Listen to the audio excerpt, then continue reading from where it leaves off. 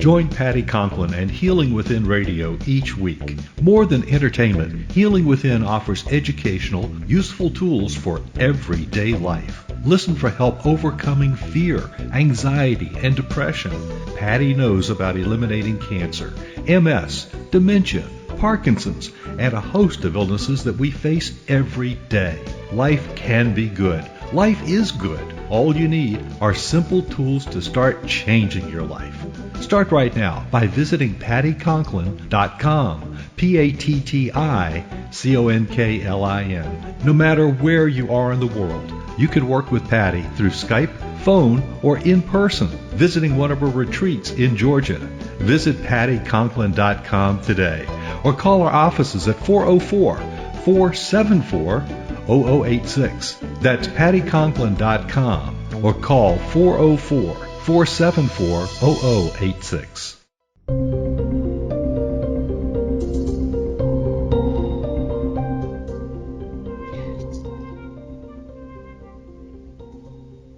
Hi, everyone. This is Patti Conklin with Healing Within. Thank you so much for joining my show. I know you're going to get lots of really good information and lots of tips that you can be using at home about stress, natural disasters, PTSD, trauma. I have an incredible guest with me today, and we go back a long way, but she is fabulous in her field. And I have with me today Dr. Laurie Nadel. And Dr. Nadel is a specialist in acute stress, trauma, and anxiety issues. Her award-winning book, The 5 Gifts, Discovering Hope, Healing, and Strength When Disaster Strikes, with a foreword by Dan Rather, was voted one of the best books of 2018 by the prestigious Library Journal. She's also an author of a 4-time bestseller, Sixth Sense, Unlocking Your Ultimate Mind Power, which was featured on Oprah twice. She's been a guest on Dan Rather's America and Coast to Coast with George Noonan. So I'd like to bring you in, Laurie. Thank you so much for being with me. How are you, my friend? Thank you. How are you, my friend? It's great to talk to you, and thank you for having me on your show. I am so thrilled that you're here because, wow, what a world we're living in right now. And lots of natural disasters, lots of man-made disasters. And I think it's just so important for people to understand how to cope. How do we cope? You have done so much, and you've been through so much. I'm going to kind of give a little preamp here of just 9/11. And lead you into that, because while you did not live down near the World Trade Centers, trade towers, you had your office in Manhattan. And so talk to me about that. I know we've got stuff we could go back to, but let's just kind of start with 9/11 moving forward in the different trauma situations that you've personally been involved with and how that helps you as a psychotherapist to help your clients. Well, thank you for asking about that. September 11th, my office was in the FEMA zone. It was south of 14th Street. It was across the street from what was then a major hospital serving downtown at Ground Zero. And I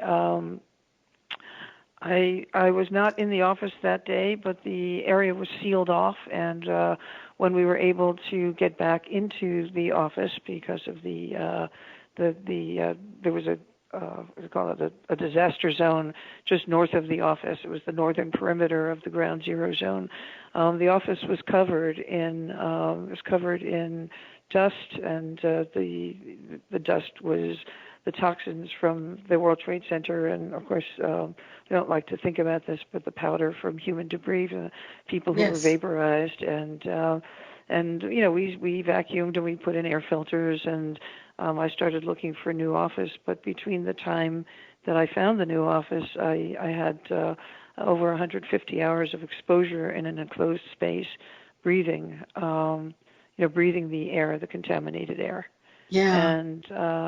And then 3 years later, I developed what is now kind of permanent chronic lung damage because of having inhaled too much of the powder. But most of my clients were living downtown or working downtown. And then after about a year, I started a program for teenagers whose fathers were killed in the World Trade Center. And I ran that with a local hospital for a couple of years. And I am still receiving calls from people and speaking to people who are still affected by 9/11, especially this past anniversary was extremely uncomfortable, was extremely painful for many people, kids whose fathers were killed who are now young adults, as well as first responders. It seemed to have kicked up a lot of flashbacks for people. And unfortunately, we're living in very turbulent times. We're living in very dangerous times. And I think that the importance of developing a spiritual mindset, spiritual values that can help us to cope with these kind of upheavals and adversities has never been more important. Yeah.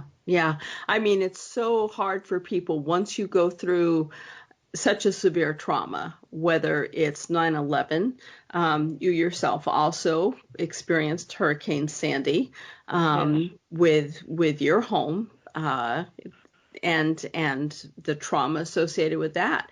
And, you know, the flashbacks that people get. I mean, I'm a firm believer, as most of you know, that our disease begins with emotional cores.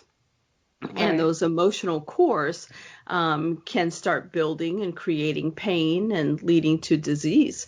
And so as these disasters hit and people don't have a coping mechanism to deal with it, and or it's a continuation of traumas,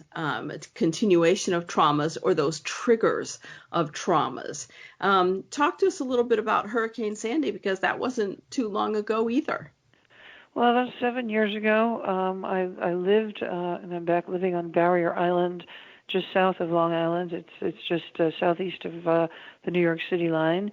And I had a beach cottage for 20 years, and I had 3.5 to 4 feet of water from the Intracoastal Waterway and the ocean that completely destroyed the house. I was hiding with my boyfriend and my cat. We're up in the attic. And the water came in with such force that the refrigerator was floating and the couch was floating and the washing machine were floating. And it was like being in the movie Titanic. Wow. And, and in that moment, I felt extremely calm.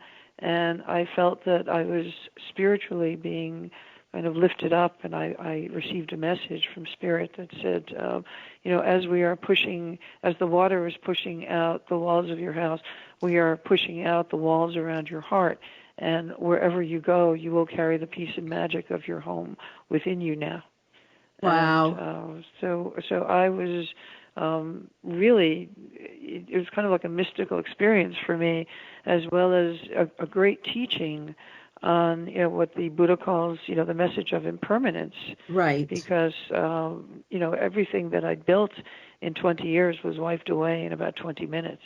Wow. And it was staggering to stand there and see it happen. Now, I'm one of those people who's very calm in an emergency, but it wasn't until several months later that the real pain and horror started to hit, because I was busy dealing with FEMA, dealing with insurance companies, fighting for money. I was told that I had to rebuild my home. It was, the whole island, the whole Northeast. There were 1,000 miles of coastline and 1 million people who were affected, and it was really, really debilitating. Yeah. I know that I was driving from Buffalo and actually went west to come back down to Georgia during Hurricane Sandy. And even being that far inland, my car was buffeted by just horrific winds, just even attempting to drive that far inland. And I can't imagine what you were going through in all of that experience. And, one of the things that I question is when you hear of a hurricane coming in, and coming up the East Coast or, hitting anywhere in the continental United States. Does it trigger any trauma for you? Oh, I have, and everyone I know who went through Hurricane Sandy, we have flashbacks, and we get knots in our stomach, we get agitated, our heartbeat increases, and we can't stop watching it. So I jokingly call it hurricane porn. It's like when you first watch porn when you're in college, and you're like, oh my God, I can't believe I'm watching that, but then you can't stop watching it. You're right. kind of glued to the TV, and it's very unsettling. It never feels safe. It never feels calm, and ultimately, I'm at a point where I'm actually going to be moving inland sometime next year because it's too close to the edge of the sea right now to be living right on. I mean, it's beautiful living on the ocean, but the storms are increasing. Right. And I wrote the book because even if we all sit down and all the stakeholders agree on what we need to do to eliminate climate change, then we're still going to have millions of people who were traumatized. And a year later, I look back at Hurricane Florence, Hurricane Michael, Hurricane Maria years ago. I mean, people are still fighting their way through it. Many right. people, and this is one of the chapters in my book that talks about financial trauma. Every natural disaster is a socioeconomic disaster, and millions of people will go bankrupt. Millions of people will never be able to get their homes back. Right. Millions of people will go under financially because of how much these catastrophes cost. Right. And right. We are not in this country mentally prepared or spiritually prepared to deal with long periods of hardship.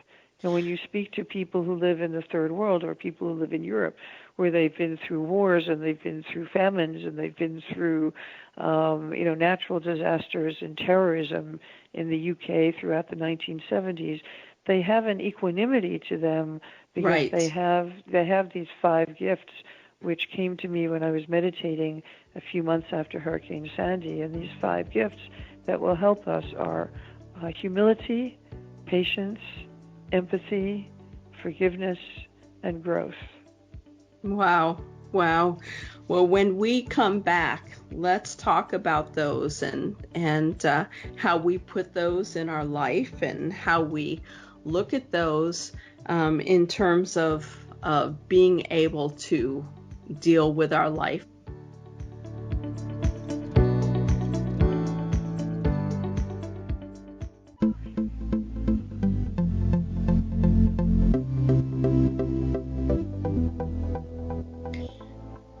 Hi, everyone. This is Patti Conklin with Healing Within. Thank you so much for being with me and listening and learning and hopefully being a part of the healing curve of this process. My guest today is Dr. Laurie Nadel, and she's a psychotherapist and many, many, many things that I could go on and tell you how wonderful this woman is. If you have been going through a disaster or have had a trauma, look for her book, The 5 Gifts, Discovering Hope, Healing, and Strength When Disaster Strikes. So, Laurie, thanks for coming back. Let's talk about those 5 gifts that you just mentioned. Talk to me about each one and how it helps an individual getting through trauma. Humility, when I ask people, would you rather have humility or 1 million Twitter followers, people laugh. But most people would rather have 1 million Twitter followers. This is a culture that, admires fame and popularity and, people who seem to be, plugged in. And we don't really value modesty and humility, and people just kind of very often, like when I go to an airport, I'll thank the people who are sweeping up the airport or cleaning the bathroom because they do their work with such humility, and it's so important, that they're kind of keeping it clean, or the guards who are standing by in Penn Station, I'll thank them because we need to have that protection now, especially now. And these people, the soldiers, for example, who are fighting every day so that we can keep our freedom, they do their work with humility. They don't expect to receive any celebratory awards, or they don't expect to be famous for it. And with humility, it gives us the grace to be able to say, what I used to say to myself is, Laurie, as horrible as this is, it isn't happening to you personally. It's happening to a million people. Right. And, it's the ability to say suffering is universal. It's part of the human experience. My suffering or my hurt or my loss at this time, it's maybe the worst to me in this moment, but it's part of life. And instead of saying, why me, humility lets us say, why not me? I'm not special. There's nothing in my life script that says I should never suffer. Right. Everybody goes through some pain in life. Humility is the gift that lets us accept it with grace. Yes. And I find that, when I'm really suffering, and I'll pray to God, say, God, please give me the humility to accept where I am right now. I'm not who I think I should be in this moment. That gift of humility grounds me, and it makes me feel safe, even when I'm not safe at all. Right. The next gift is patience. And patience, it reveals to us that sometimes this hurt goes on much longer than we thought it was going to go on. Right. Sometimes the hurt goes on. We can find that the second anniversary, or this past year with 9/11, it was the 18th anniversary, and many people found that they were having nightmares and flashbacks, and they were having a very hard time getting through the ceremony if they were a family member. It kicked up a lot of visceral memories, and patience is the gift that lets us accept that the grief will come and go over time, and it will be unpredictable. And when it hits us, or a flashback hits us, the gift of patience lets us accept that it's not over. It may not ever be 100% over, but patience lets us be human. Yes. And be human with ourselves. The third gift is empathy, and empathy is the gift of connecting with each other and connecting with ourselves.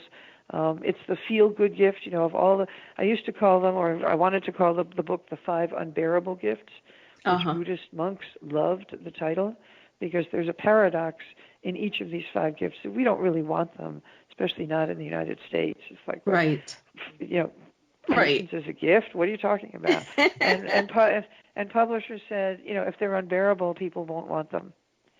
And so empathy is the only gift that's not unbearable, because the more you give, the more you get. And we usually see this huge rush of empathy the first 2 or 3 months after a disaster.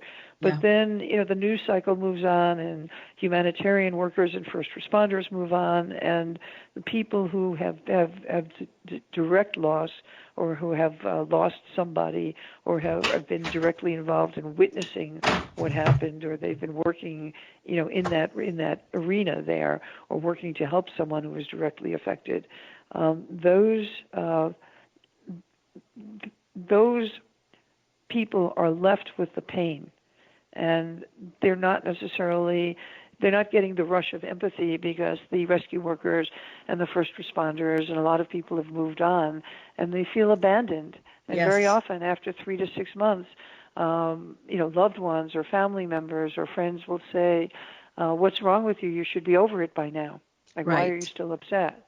Why are you still upset? I know that after 9/11, 6 or 7 days after 9/11, I was giving a lecture out in Colorado, and I said that the greatest devastation will truly come if all of this love and empathy that we're showing each other right now because of this horrible disaster, if all of the love and empathy and kindness and so forth that we're giving, if we go back to the way we were, honking horns, being disrespectful, not being nice and kind to each other, that's going to be the greatest disaster not the disaster itself, is not holding that place of empathy. And unfortunately, we backtracked. We went right back to, in many cases, the way we were.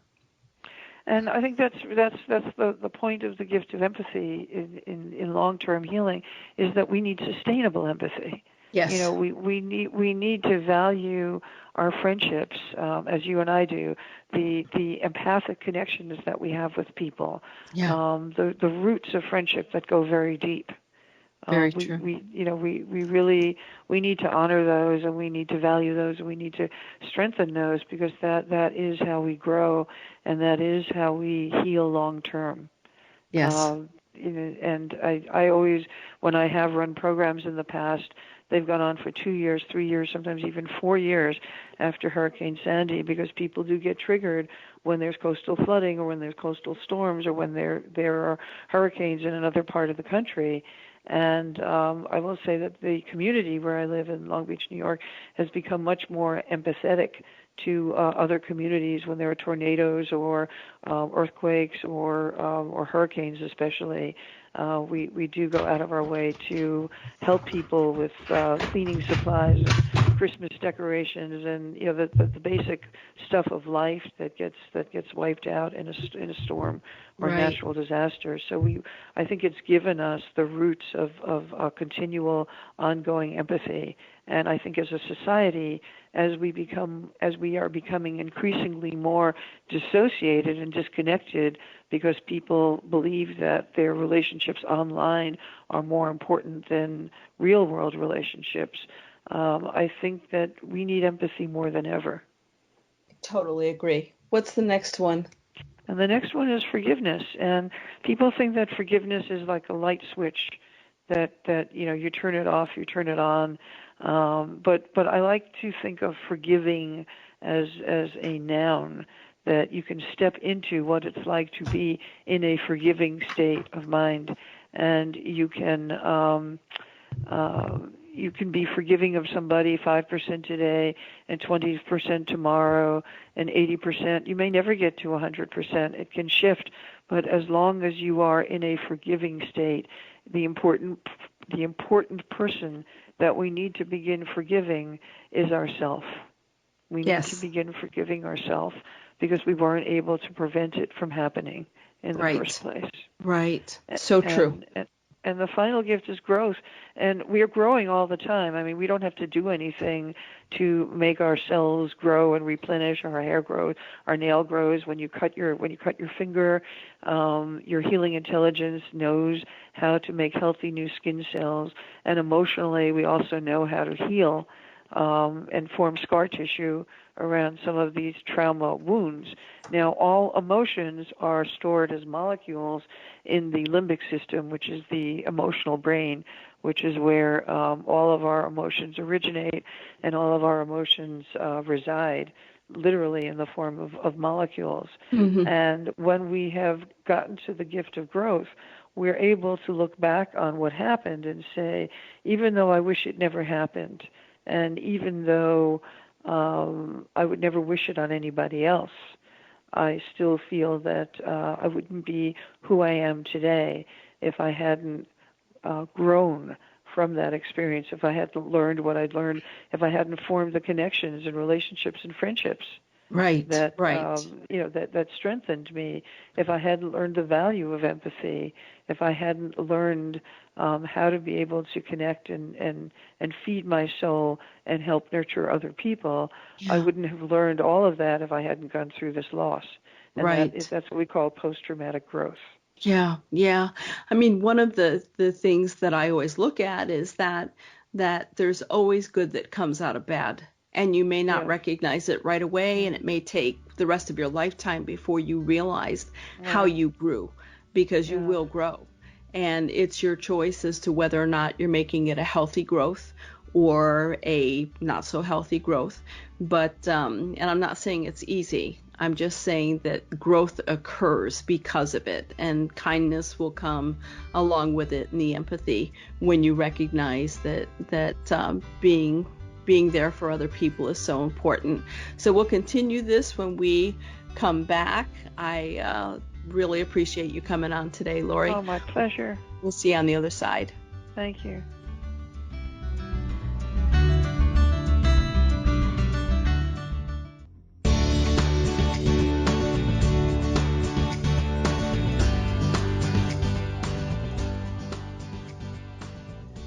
Hi, everyone. It's Patti Conklin and Healing Within. Thank you so much for joining me today and my guest, Dr. Laurie Nadel, psychotherapist and author of The 5 Gifts. Laurie has been through so much, not only personally, but as a professional in helping other people. And, one of the things I did want to touch on, and we've touched on the World Trade Center. Obviously, you had your office in downtown in New York City, and Hurricane Sandy affected you personally in your home. But you're also a member of the International Critical Incident Stress Foundation, working on debriefing teams with first responders and teachers at Parkland, Florida. I can't imagine something so challenging. There were no words, and I have tremendous respect for the courage and also the empathy of the first responders who worked on that tragedy, and also for the teachers who I've gotten to know who continued to show up the next day and the next day, and as soon as the school opened and coming back, in September, I gave a workshop for 200 teachers, and when the first term, the September term began, which was around the time of the 6-month anniversary of the shooting, and 6 months is when you kind of start to come out of shock, but you're feeling very, very vulnerable. And you have to walk back into the place where, not only do you have visual reminders, but every time there's a fire drill bell that goes off, the kids are jumping out of their skin, you're jumping out of your skin, because the sound is clearly a trigger for all of those trauma molecules to reactivate. Yeah. And it was such a blessing and an honor for me to be able to share with the teachers and with some of the first responders some of the emotional first aid techniques that I've developed over time that work within seconds to they work within seconds to take the edge off, to lower stress levels, to bring people back into their body, to help them and to help them to help kids as well, to kind of de-escalate so that it doesn't become overwhelming or paralyzing. Right. And what we can learn, and the reason why I have a chapter on first responders, is that we can learn from first responders. There's this wonderful movement within the first responder community called Critical Incident Stress Management, which really gives young firemen, police officers, rescue workers permission to acknowledge when something is just too visceral, it's too disturbing, it's too creepy, especially when there are children involved and they have to look at dead children. They weren't able to save a kid. They're young parents.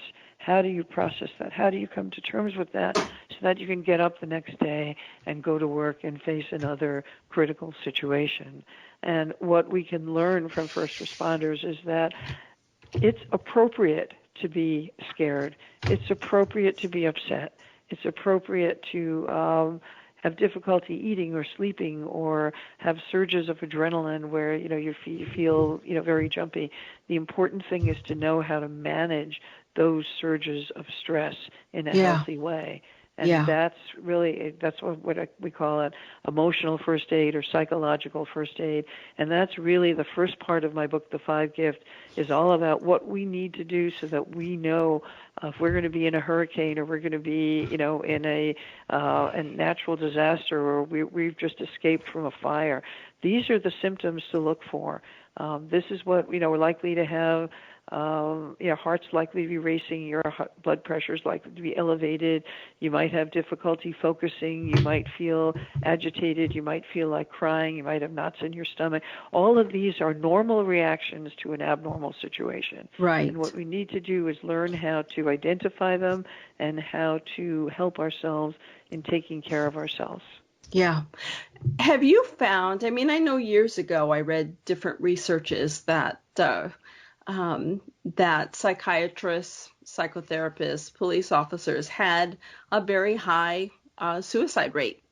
Yes. Are we finding that to be overshadowed by first responders that really aren't used to these situations, or are we seeing an increase in deaths among first responders? Sadly, we are. The New York City Police Department they just started an initiative for suicide prevention and postvention outreach. I've actually trained in suicide prevention and postvention. I've worked with a number of young women whose husbands were first responders who had threatened or at high risk for suicide. A colleague of mine had said that very often when a first responder retires and he or she, has time on their hands, they're not getting up every day to go in and do the work. That's when the flashbacks start to happen, and that's when very often they will commit suicide later on when the delayed stress reactions start to hit them, the grief reactions start to hit them, and the feelings of helplessness because they can save thousands and thousands of lives, but it may be that one person who they weren't able to save that's going to stay with them.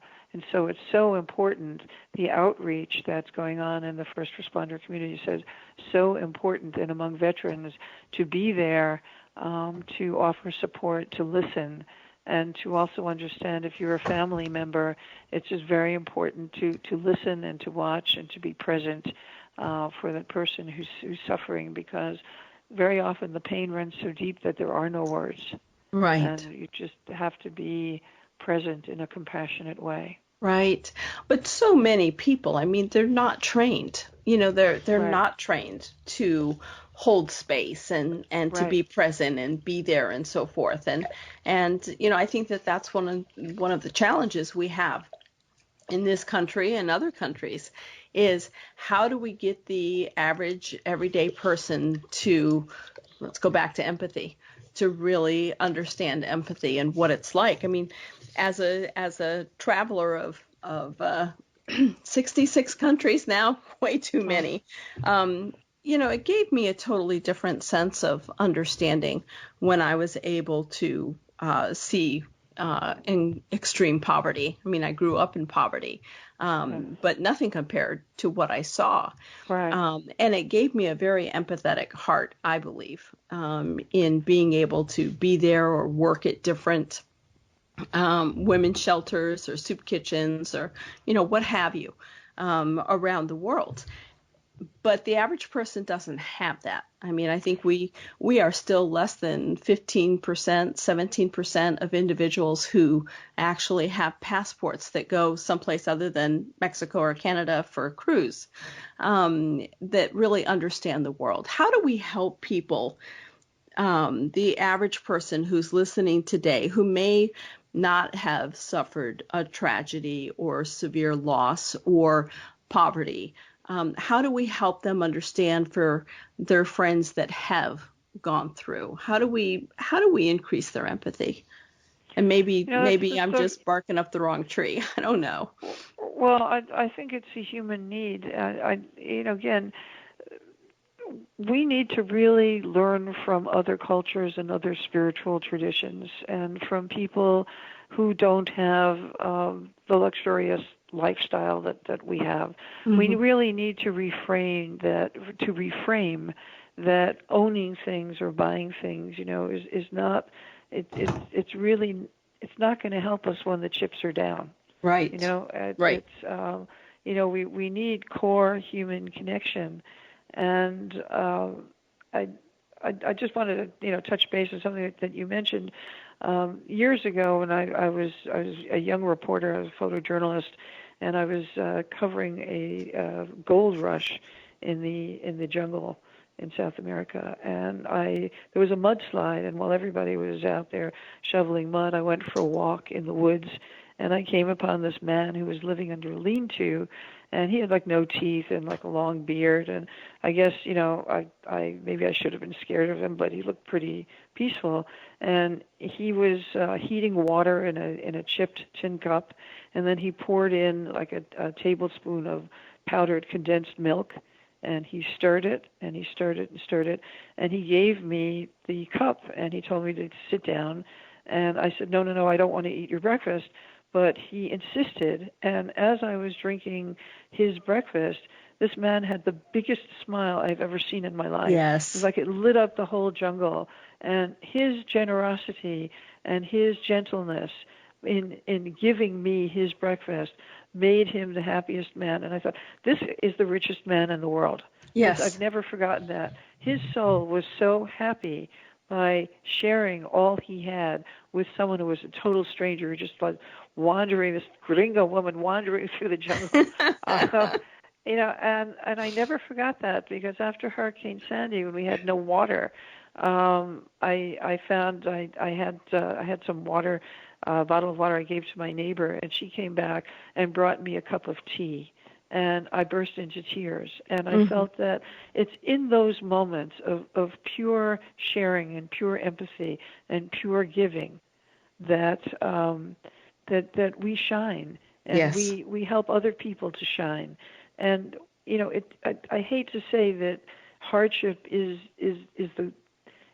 like the fairy godmother of empathy, but in a way she is. Yes. Because with hardship, we really come to appreciate those shining, sparkling moments of genuine kindness. Yeah. And that silver lining. So much more than that. We just need so much more of that in the world right now. And we can begin, very simply by thanking somebody as we, go through our day. Thank the cashier at the supermarket. Make eye contact. Tell that person, I hope you have an easy shift. Make a human connection.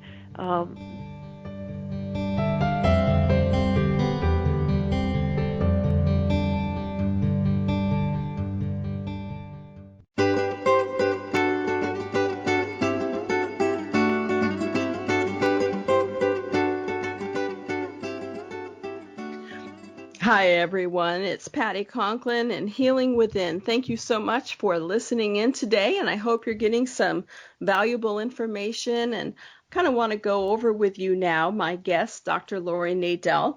Is the author of the 5 Gifts, Discovering Hope, Healing, and Strength When Disaster Strikes. She's also 4-time best-selling author of The Sixth Sense, Unlocking Your Ultimate Mind Power, which was featured twice on Oprah.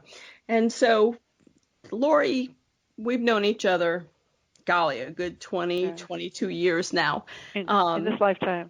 In this lifetime, and we think very much alike, and I know for you and I, empathy is an important part of our life, and not only for each other, but certainly for everyone we work with.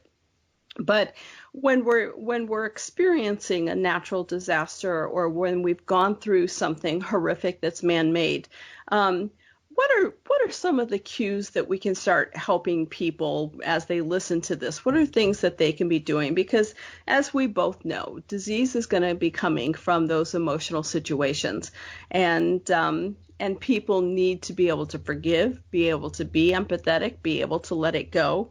What kind of things can we look at in terms of doing? And I'm gonna start out, because I think it's an important piece. We were talking about people hold on to such materialistic things, kind of moving out of that space. But one of the things I've found that helps people become empathetic is to volunteer. Yeah. Volunteering is great. Or even, asking somebody, if a friend is having a tough time, what do you need? Just asking the question, what do you need? Sometimes just, offering to come and sit with somebody if they're having a tough time. That's very important. I think, with kids, sometimes when your kids get scared, one of my emotional first aid tools is to breathe in a soothing color, and to feel that color finding its way anywhere within that would like to feel relaxed and calm. And then as you exhale, release any tension or release anything you don't want to feel by breathing out a different color. Yeah. So you can inhale a wonderful soothing color and feel that it's hitching a ride on the oxygen molecules, and it's going to get all the way into your fingertips and your toes. And then as you breathe out, exhale anything you want to get rid of by breathing out a different color. Yeah. Yeah. Sounds like my color works to me. Yep. Very, very, very, very similar. But it can be different each time. Each time. Your unconscious mind will give you a different color each time. And, one day it might be red and another day it might be brown. Yeah. Some people breathe in brown because they feel it's very grounding and or it feels like honey, like when you put honey in tea. It's also understanding that don't put an emotion to the color. Right. Just do what your body needs in that moment. Exactly. What about for PTSD? When people are having flashbacks, how do we help them move through their flashbacks? What's your advice on that? The quickest technique that I know is to throw all of your energy down to the soles of your feet and just feel the gravity is pulling all of those uncomfortable feelings, because flashbacks are literally in your body. It's the nervous system giving you a cascade of very unpleasant molecules. Your body feels like it's hot wired, like you want to jump out of your skin. So just get all of those unpleasant sensations and feelings down to the soles of your feet and rub your feet on the ground so that the only thing that you're aware of is the contact that your feet are making on the ground and the sound that your feet are making as they rub on the ground, and almost like you're looking at the world through the soles of your feet. And when you do that, it will disconnect the flashback app. Again, your mind can't do a flashback. Your feet can only do feet things. So your feet cannot do anxiety. Your feet cannot do flashbacks. Mm-hmm. And your feet will help you to disconnect the immediacy of the flashback. Yeah. Another thing that you can do is to, and this does help, is that this is a flashback. I know it's a flashback. Mm-hmm. It doesn't change what's happening, because one of my colleagues described a flashback. It's kind of like your brain is trying to eliminate or vomit out the unpleasant sensations, the unpleasant feelings. Yeah. And so you kind of have to roll with it until you can take the edge off, and you can get it, you can minimize it, minimize the impact by rubbing your feet on the floor. Yeah. There are those two things are probably the fastest, I call them EFA or emotional first aid tools in your arsenal. And you can use them with kids too. If your kid starts freaking out, say, okay, put all your attention down at your feet. Imagine that everything that you're thinking or feeling is like a cursor on your cell phone. You're going to swipe it down to the soles of your feet, rub your feet on the ground, and just let your feet do the rubbing and listen to the sound that your feet make. And that will disconnect anything that's going on in the head or higher up in the body. And those two tools, I think, should be in everybody's arsenal. The other thing to be aware of is PTSD is now a national epidemic, according to the National Institutes of Health. 44 million of us are reported to be suffering from PTSD, but it is possible to get it from watching images, disturbing images. Vicarious traumatization is a real diagnosis. And it used to be confined to people who worked in like police department communications or newsrooms. I worked for 20 years in hard newsrooms where you're looking at death and destruction for 10 hours a day. That can cause the same physical reactions as direct exposure to even a near miss on the road or seeing somebody, having an accident or getting injured. So it's important to monitor how much time you're actually spending looking at screens and take a news break. If there's a particularly disturbing story on the news and you're getting upset, turn it off. Take a news break for 24, 48 hours, because exposure to those images will cause the same physical symptoms as a direct exposure to a traumatic event. Yeah. One of the things we haven't covered, and I want to make sure we cover it in this show, is caretakers. of individuals with PTSD or a caretaker of someone who's been through a traumatic event. It's so hard on the caretaker, and I think that we don't acknowledge it enough sometimes of what trauma they go through when they see their loved ones going through trauma. I know you and I spoke, I think, maybe a month or so after Hurricane Sandy. Right. And I was still concerned and I won't say worried, but concerned because I knew you were okay physically, but concerned about how you were doing mentally. If you're living with someone who has been through a traumatic event, let's say you're the spouse of an officer, of a first responder, what are some tools that they can use to center themselves, not just in assisting their loved ones, but what tools can they use? Well, you're raising an interesting point that's becoming much more, people are much more aware. It's called compassion fatigue or caregiver burnout. And it affects humanitarian workers, nurses. There's now a federal grant, New York City hospitals, where we're actually introducing something called Soul Collage into the hospital system to help medical staff and personnel deal with compassion fatigue issues. I think it's really important to be aware that secondary trauma is real. Yeah. And that the new book I'm working on is called Let Your Soul Catch Up, 5 minutes a day to resilience and calm. And I just recommend hit the pause button for 5 minutes a day and do something that feeds your soul. Listen to music, put your feet up, drink a cup of tea or something that you like, look out the window, lie down, listen to, something that takes you away to Hawaii. Think about something that you like to do. Sit in your garden, play with your pet. It doesn't have to be something like earth-shaking or mindful. You can pray. Pray one of your favorite psalms, but set a time every day, maybe 5 minutes to 12, or right after you prepare lunch, and sit down for 5 minutes a day and let your soul catch up. Yeah. That is the best antidote that I know of for caregiver burnout and compassion fatigue. I know that I have an app on my phone that will vibrate, and it tells me to breathe for 5 minutes, to just stop and breathe. And it's one of the things that I looked at in traveling abroad in some of the Middle Eastern countries, of having the chimes go off, in the square and so forth.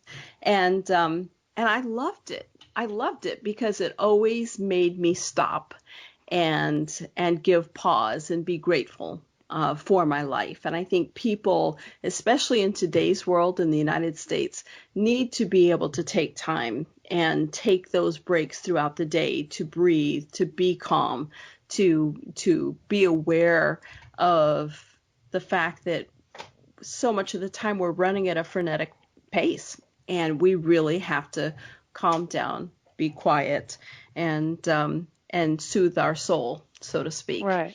Yeah. And just 5 minutes a day. If you start, the research shows that we need 20 minutes a day of mind-body relaxation to help with our resting heart rate, lower unhealthy stress levels, prevent, flare-ups of hypertension and diabetes, and help the immune system. But I don't know anybody that's got 20 minutes a day, especially if you're an active person, or you're a parent, or you're a caregiver. So start with 5 minutes a day, and the research shows that if you can work up to 4 5-minute windows a day, you will get the same physical benefits and health benefits and mental health benefits as if you sit and meditate for 20 minutes a day. Beautiful. So start with 5 minutes a day.